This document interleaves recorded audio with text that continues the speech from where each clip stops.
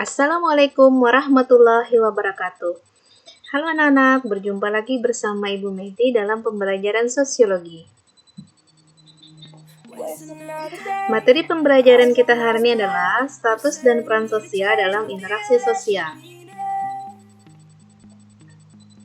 Status dan peran individu mempunyai arti penting karena kelanggengan masyarakat tergantung pada keseimbangan kepentingan-kepentingan individu yang bersangkutan.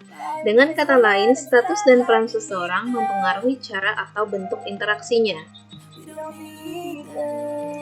A. Status atau kedudukan terbagi menjadi 3, 1 ascribed status, 2 achieved status, dan 3 assigned status.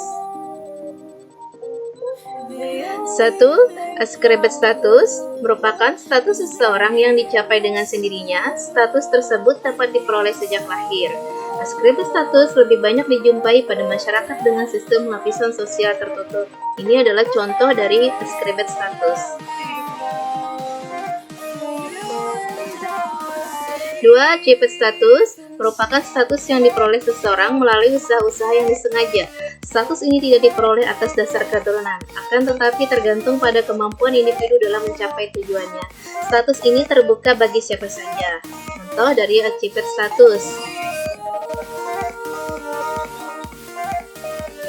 3. Assigned status merupakan status yang diperoleh dari pemberian pihak lain. Status ini diberikan karena orang tersebut telah memperjuangkan sesuatu untuk memenuhi kebutuhan dan kepentingan masyarakat. Ini adalah contoh dari assigned status.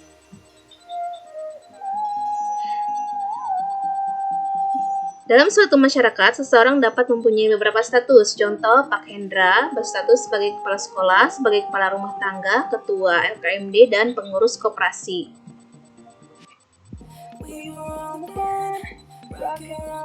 Beragam status yang dimiliki seseorang dapat menimbulkan pertentangan atau konflik status. Konflik status adalah konflik batin yang dialami seseorang sebagai akibat adanya pertentangan pada beberapa status yang dimilikinya.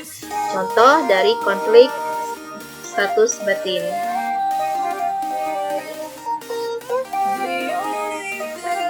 B. Peran adalah perilaku yang diharapkan oleh pihak lain terhadap seseorang dalam melaksanakan hak dan kewajiban sesuai dengan status yang dimilikinya. Status dan peran tidak dapat dipisahkan karena tidak ada peran tanpa status dan tidak ada status tanpa peran. Contoh, seseorang yang berstatus kepala sekolah diharapkan berperan sebagai kepala sekolah. Peran ini tidak akan melekat padanya jika ia tidak memiliki status tersebut.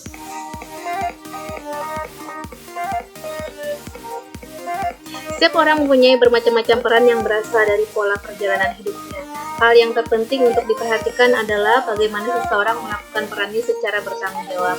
Dalam kehidupan sehari-hari, peran menjadi penting karena berfungsi mengatur perilaku seseorang. Dengan demikian, peran menentukan apa yang harus dilakukan oleh seseorang bagi masyarakat, serta kesempatan apa yang diberikan masyarakat kepada orang tersebut. Seperti halnya status, peran dapat dimiliki manusia sejak lahir atau diperoleh dari lingkungan sosial. Peran tersebut harus dilaksanakan sekaligus. Disinilah akan terjadi konflik peran. Nah, di sini adalah contoh dari konflik peran.